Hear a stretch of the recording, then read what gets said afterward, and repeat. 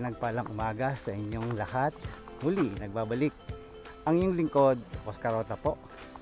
Mag-aatid sa inyo ng dokumentasyon at informasyon sa aking paglalakbay sa araw na ito. At ngayon, nandito lang tayo sa Cabuyao, dito sa Marcos Mansion. So, punta lang tayo sa Matang Tubig. Nandito lang to eh. So, ngayon lang ako nagkaroon ng pagkakataon na pumasyal dito. So tingnan natin yung lugar since malapit na naman sa Kalambato eh. Pero ngayon ko palang pupuntahan. So try natin para lang ma-document ako at ma-share ko rin sa inyo kung mga taga Cabuyao kayo or taga Kalamba lang kayo. Malapit lang to, tinatawag nilang Kambal Ahon. Dito lang sa Marcos Mansion. So madali lang naman daw puntahan to. Ito, kahit wala namang guide, basta yung malinis na lugar. Ito nga. So pababa ako ngayon. So ito pala yun. So siguro pag tagulan dito, madulas tong lugar nito. And then ngayon medyo oras na ba? Mga mag-alas 10 na. Kinukonsume ko na rin yung mga natitirang bakasyon ko kasi pagdating naman ng pasukan, hindi tayo makapag-lamierda. So established naman guys ang lugar dito, yung trail ayos na, malayo na laka rin. So mga 15 minutes na yata ako naglalakad. Sakit yung pa ako masig pala yung nabili ko sinelas.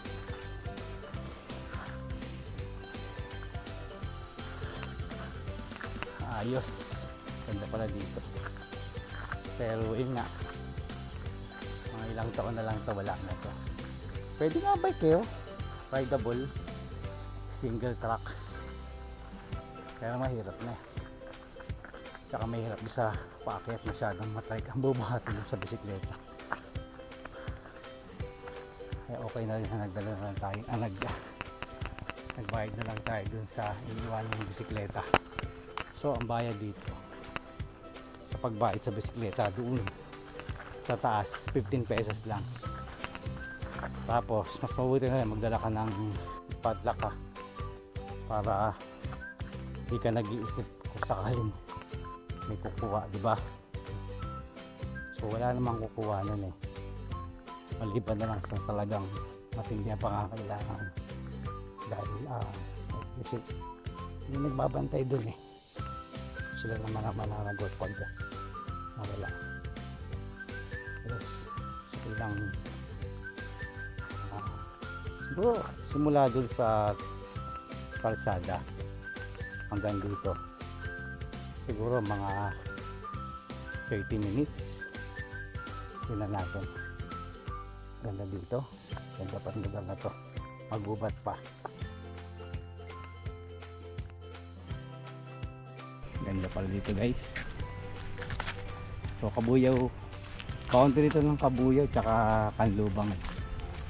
Hindi ko lang alam kung sino yung nakakasakop dito, kung Cabuyao ba o Laguna. Tanong natin mamaya pag akit ko sa taas. So maganda na pala yung daan dito, yung pinakadaanan dito may hagdan na. Ito yung hagdan pababa papunta ng falls. So sementado na siya, so hindi na mahirap kahit matarik yung hagdanan dahil hindi na siya ganun katarik.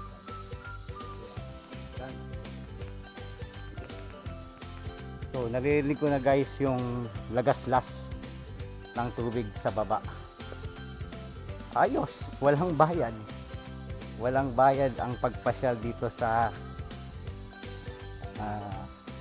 falls. Kakatuwa, libre. And then malapit pa, nakakatuwang isipin, nandito lang to sa Kambal Ahon, dito sa Rebpal, dito sa Marcos Mansion.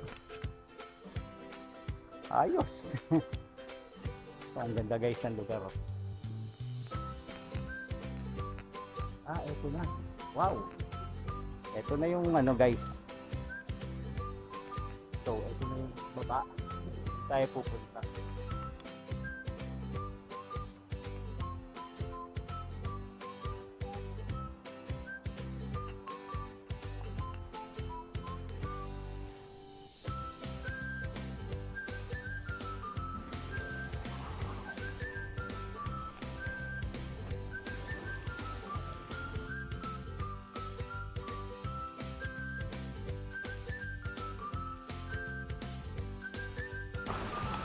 Naglalakad ako sa ilog.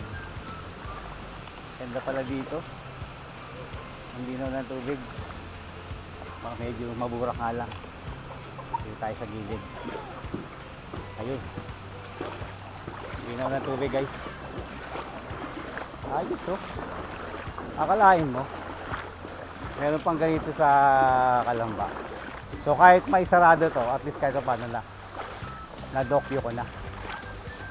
Nakapag-dokyo na ako dito. Ganda oh. Lalo.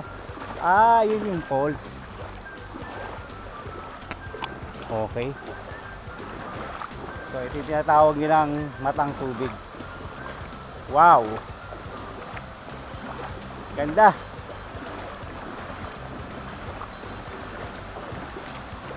Wow.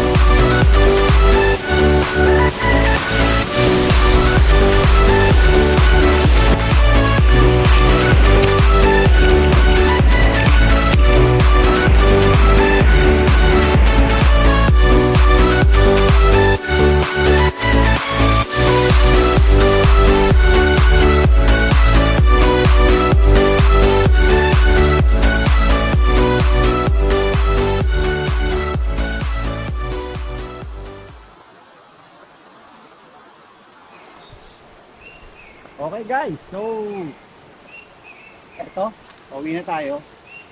So kung nakapag-docky naman tayo, ayos naman. So akala ko yung nandito, meron pa dito isa oh. Ang daming pulse dito, dalawa.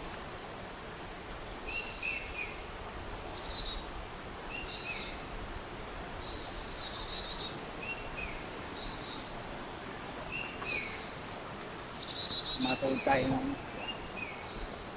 ilog. Ayos, ganda dito guys. Palain mo, malapit lang sa Kalambato, ngayon tayo nakapunta dito. Ayos, ito na namang magandang lugar ang ating napuntahan. Ito ay ang Matang Tubig. Okay, panalo.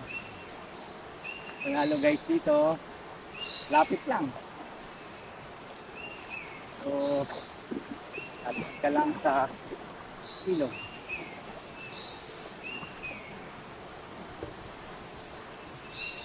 Lalim.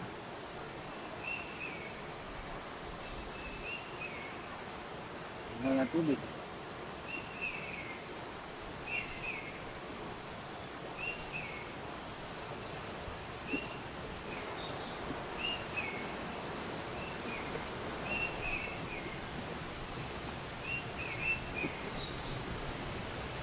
Halinaw ng tubig.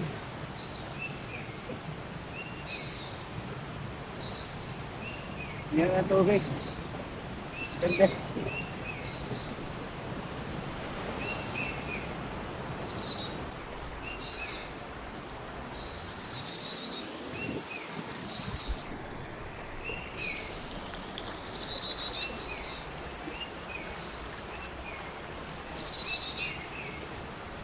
Guys, matapos naman yung pababa, ito naman ang ating aakyatin.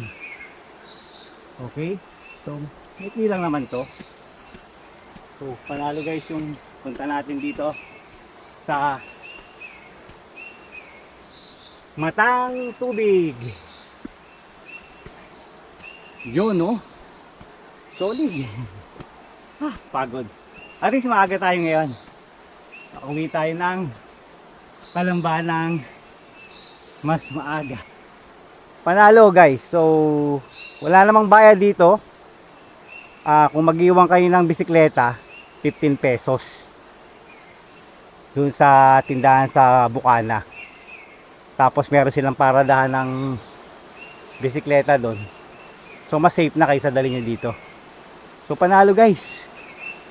Tapos itong hagdan na to, ito daw ay gawa para sa patubig or nawasa. Ang nagsusupply daw dito ay mga taga Kabuyaw. So Kabuyaw ang nagpagawa ng hagdan na to. So ang ganda guys. So hindi na ako lumayo. Nandito lang ako. Pero panalo. Galing. Solid. Solid guys. Kahit na nandito ka lang sa parting Red Pal, ay nakapag-enjoy din ako. So sarap sana maglublob eh. So, hindi na natin kailangan maglublob. Ma-document lang natin ang ating vlog, okay na. Okay? Pagod. Panalo. Panalo.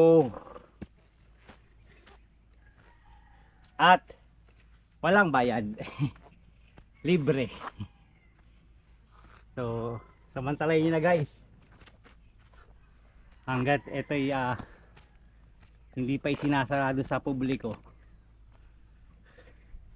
May pagkakataon pa kayong pumasyal dito. Anong malay natin? Hindi natin masabi ang pagkakataon. Kunin na yung lugar na yon, isarado, wala nang daan. Pwede siguro gagawa na naman ng panibagong daan.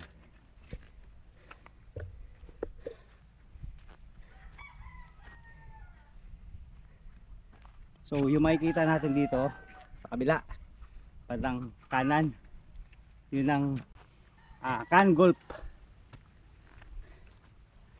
Ay, pagod eh. Tom Jones na tayo guys. Gutom na, gutom. Okay guys, so ito, merong padlock dito. Meron pagpapark. Mas mabuti kung meron lang kayong daladalang lock para at least secure yung gamit nyo. Sa mga bago sa aking channel, huwag po natin kalimutang mag-subscribe at i-hit na rin po ang notification bell para lagi po kayong updated sa aking mga video. Hanggang sumuli, God bless you all. See you on my next vlog. Bye bye.